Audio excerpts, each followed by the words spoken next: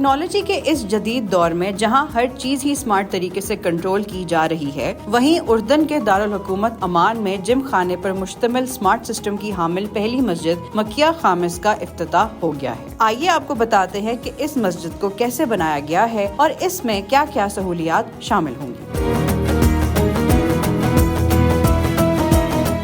اردن کے وزیر اوقاف محمد الخلیلہ نے عمان میں اسمارٹ مسجد کا افتتاح کرتے ہوئے کہا کہ مساجد کی خدمت کے لیے اسمارٹ سسٹم کا تجربہ مملکت کی تمام مساجد میں کیا جائے گا۔ یہ عمل مملکت کو جدید بنانے کی کوششوں کا حصہ ہے۔ محمد الخلیلہ نے کہا کہ مسجدوں کی خدمت کے لیے اسمارٹ سسٹم پائیدار معاشرے کے لیے اہم منصوبہ ہے۔ یہ اسمارٹ سسٹم مسجد میں خودکار طریقے سے الرٹ جاری کرے گا۔ یہ سسٹم اخراجات کم کرنے سمیت مسجد کے تمام امور کو کنٹرول کرے گا۔ وزیر اوقاف نے نشاندہی کی کہ یہ سسٹم مسجد میں اذان کے وقت کو ایڈجسٹ اور وقت کے فرق کو مد نظر رکھے گا، روشنی اور ایئر کنڈیشننگ سسٹم کی کارکردگی کو کنٹرول اور مسجد کے الیکٹرانک دروازوں کو کھولنے اور بند کرنے کا کام بھی یہ اسمارٹ سسٹم کرے گا۔ انہوں نے بتایا کہ مسجد کے فن تعمیر کو 2 اقسام میں تقسیم کیا گیا ہے۔ پہلا حصہ فزیکل آرکیٹیکچر ہے۔ پہلے حصے میں مسجد کی تعمیر، دیکھ بھال اور بحالی ہے۔ دوسرا حصہ مادی فن تعمیر ہے، جس کی بنیاد قرآن پاک کی تلاوت، اذان، نماز، دعا اور ذکر ہے۔ مراد نواف الرفاعی کا کہنا ہے کہ اس منصوبے میں بہت سی سہولیات موجود ہیں۔ مسجد میں خواتین کے لیے ایک الگ عبادت گاہ، ایک جم خانہ اور قرآن پاک کی تلاوت کرنے اور قرآن پاک رکھنے کے لیے ایک گھر بھی